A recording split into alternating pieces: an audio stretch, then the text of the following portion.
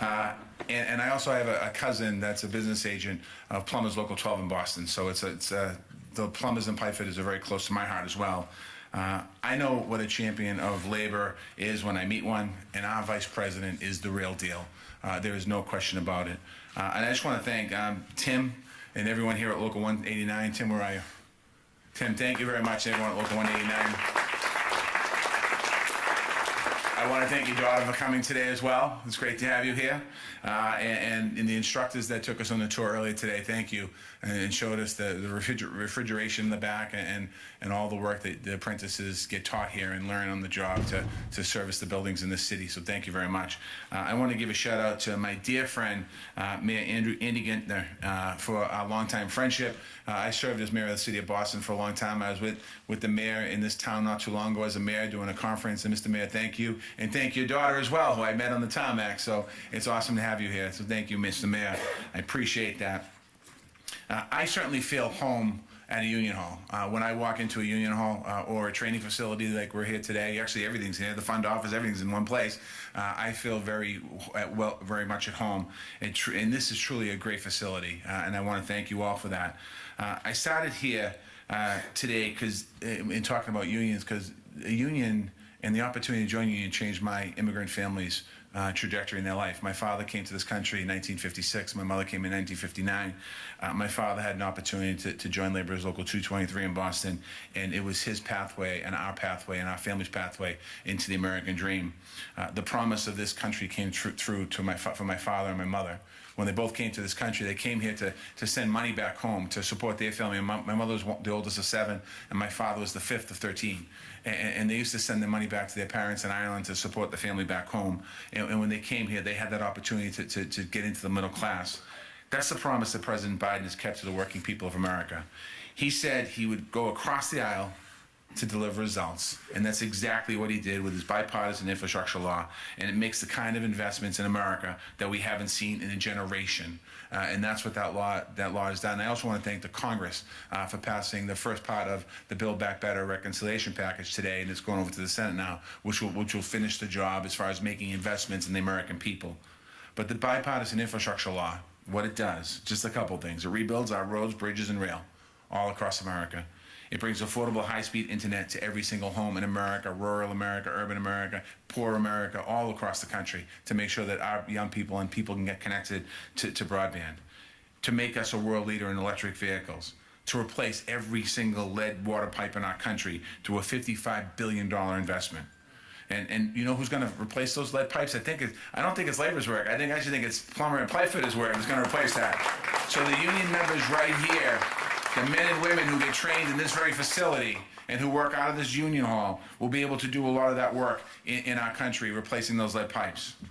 The law also creates good union jobs all across America. And in my time as Secretary of Labor, I've been in it for about 8 months now. I've traveled to about 30 states since becoming Labor Secretary, and I've been in Ohio more than one time. I'm talking to workers in cities and towns and counties all across the country, people that are looking for real opportunities, people that are telling me their struggles and what they need to see. It's not just any job, it's good jobs. They want a good job for their families. They want a good job for the future of their communities and their towns. That's what this infrastructure law delivers. And that's what we're going to make sure it does deliver. The president asked me to serve on a task force of implementation of this law. It's led by my friend, actually our friend, the mayor's friend and my friend, the former mayor of New Orleans, Mitch Landrieu. We're going to make sure that all of this money gets spent in the right way, on high-quality projects with American-made materials by union workers with strong prevailing wage protections and apprentice programs in every single community all across America. That's what this law does.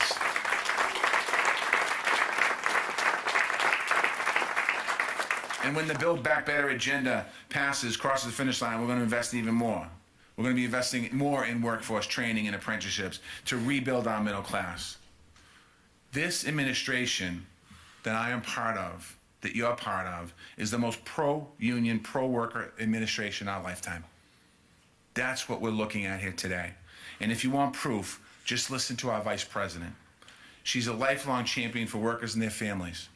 And I see it up close and personal every day, the difference that she makes.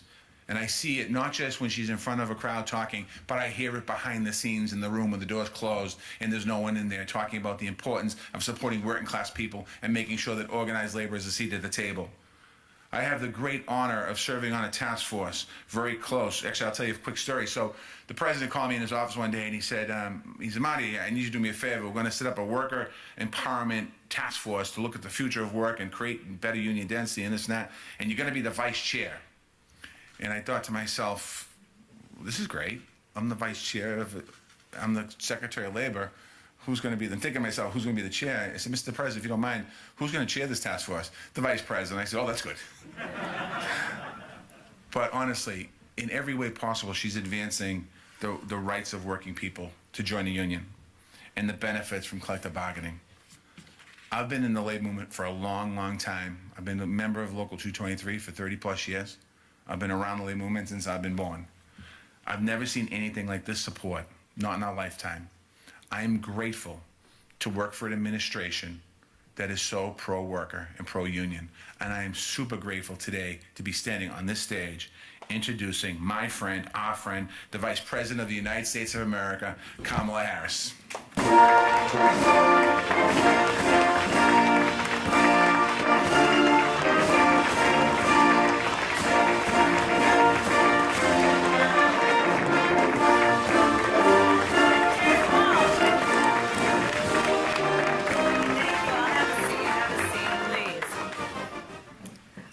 Well, it is good to be in the House of Labor. It is good to be with all of you. Thank you, Secretary Marty Walsh, my friend, an incredible union man. And the President and I and our administration are very fortunate that you decided to take on yet another role of public service. And thank you for your leadership. You know, as the Secretary mentioned, the two of us lead our administration's task force on worker organizing and empowerment. And I'm going to tell you something about Marty. I'm going to talk about you in front of your face. Solidarity is in Marty's blood.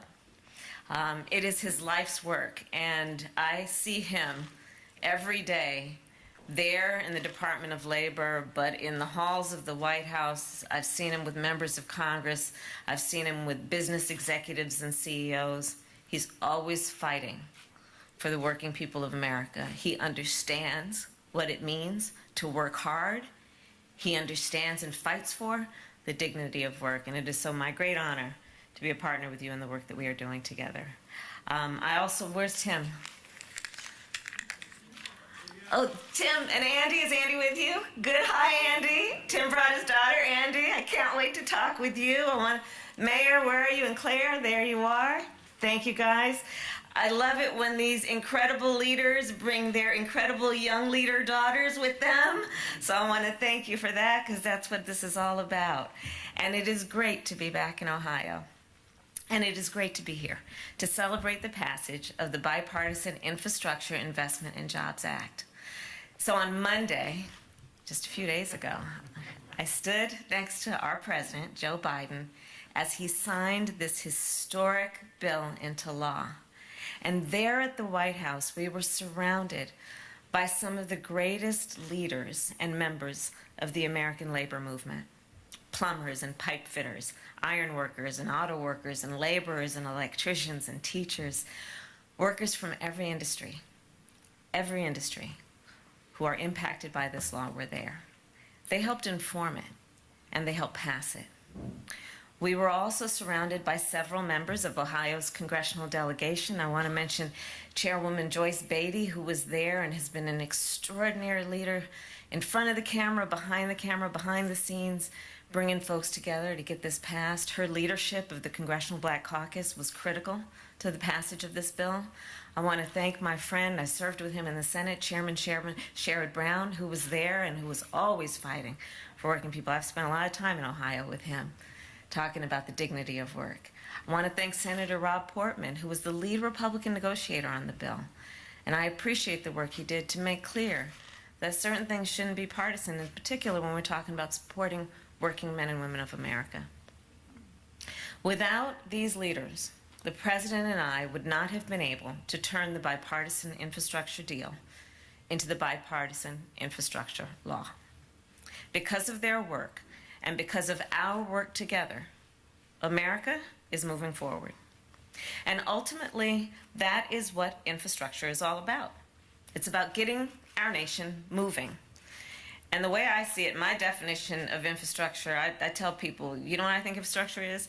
Infrastructure gives people what they need to get to where they need to go. Right? And so that's, yes, about roads and bridges. It's about broadband. It's about making sure our babies can drink clean water, and so getting the lead out of those pipes. And it will be, when we pass Build Back Better, about child care and elder care and what we need to do to support families to raise their children and take care of their relatives. Our bipartisan infrastructure law will make the most significant investment to fix our roads and bridges in 70 years.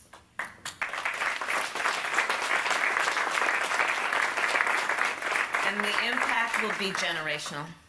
And here in Ohio, I don't need to tell you, here in Ohio, there are nearly 5,000 miles of highway that need to be repaired. Highways like Interstate 70 and 71. I know what I'm talking about. And you know what it means. We all know what it means when our roads are in poor condition. Let's break this down. What does it mean? Well, it means you got to drive over potholes. It means that your car gets a flat tire. You know how expensive it is to replace a flat tire? Insurance don't cover that. So when we think about the needs that we have, this is just some basic stuff, not to mention what the repair to this will mean for the jobs that we create and lifting up the working people of America through that process. So this law, yes, it will fix our roads, but it's going to do a whole lot more than that. This law will also modernize our ports and our airports, which will build on the improvements that we were already making to reduce the supply chain bottlenecks.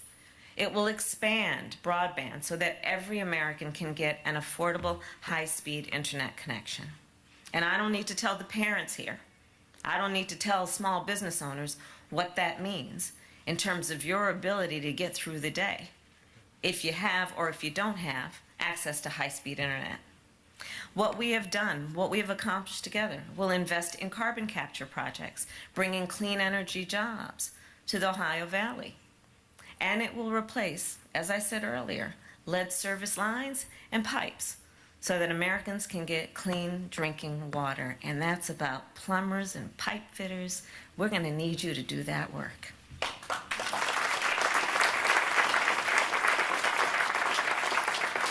So here's the deal. Our bipartisan infrastructure law will put millions more Americans to work in good union jobs.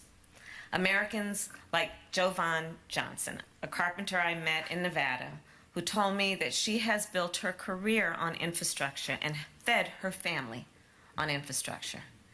Well, every worker deserves that opportunity, men and women alike. There's Jeff Bird, a line design technician I met with in New Hampshire. He attaches fiber to keep up with the demand for high-speed internet. There's Walter Cody, a construction inspector with whom I met, who is working to get clean water to families in California. There's a fellow I met by the name of Orlando King, who Senator Brown and I visited with in Cincinnati, who has been a Metro Transit operator for 28 years. We talked about how people, working people, rely on fast and frequent public transit and skilled public transit workers to get to work and school and to get there on time, which means no time for that bus to break down. No time, if you're running 2 minutes late, to wait for an hour for the next bus or train to come. We need to put more out there, and we need to make it better. That's what all of this is about. And of course, there's all of the union members who are here with us today, and the work you do every day that makes real what we have the capacity to do when we support it and put resources into it. So this law will put more Americans to work in good union jobs. And the president and I, like the secretary said, are determined to be the most pro-union administration in America's history, and we are proud of that. We like like to say labor unions. That rings true. As the president likes to say, labor unions built the middle class of America. And when we talk about being strong, when we talk about being productive, when we talk about reaching our capacity and our potential, we know where to look. Always look to unions, to the working men and women of America, to see the potential of our nation. And we also know when workers are heard, when unions are strong, our economy is strong and America is strong. So our bipartisan infrastructure law will spark a nationwide infrastructure effort, the likes of which we have not seen in at least a generation. It will make our country more competitive. It will make sure no one in our country is left behind. And together with our Build Back Better Act, it will deliver on our administration's commitment to equity.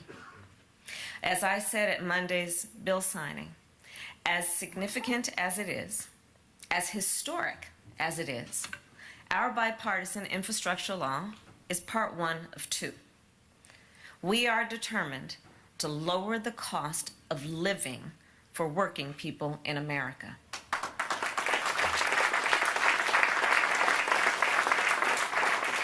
And to lower the cost of living means taking serious care of paying attention to the cost of child care, the cost of health care, the cost of housing, the cost of prescription drugs.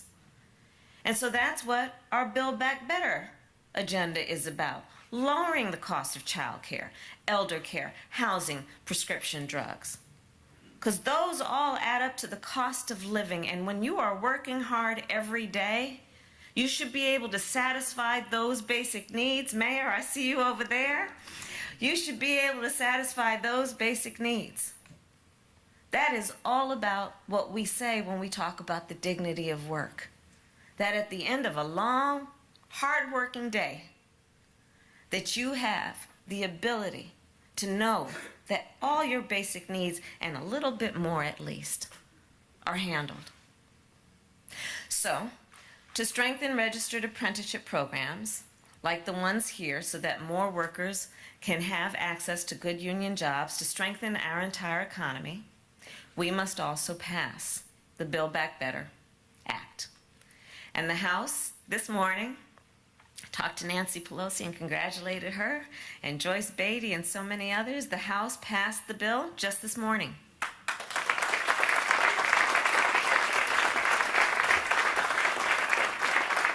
And they had a long night. And the president and I'll tell you, we are confident, and I just talked to him before I came to Ohio. We are confident that the Senate will do the same. So we're determined to get this done. And I'll conclude my comments with this. In many ways, our bipartisan infrastructure law embodies our character as a nation. Our character, who we say we are, who we believe ourselves to be. And it demonstrates exactly who we are. Because we are believers through and through. We're believers. We have the ability to see what can be unburdened by what has been. We are as bold as we are determined to do big things, even when it is difficult, especially when it is difficult. And that's right. And think about it in the context of history. Think about it in the context of history. In the middle of the Civil War, we started construction on the Transcontinental Railroad. In the middle of the Great Depression, we finished construction on the Hoover Dam. We created the interstate highway system in the middle of the Cold War. And now, thanks to the hard work of so many folks, the Bipartisan Infrastructure Investment and Jobs Act has become law. And the point there, in America, we have the courage to see beyond the crisis, to believe that the future and a future we imagine is possible, and then to build it, So, as we move forward from here, let us continue to believe in our people, believe in our country, and believe in what we can do when we work for it together. I thank you all. God bless you. God bless America. Thank you.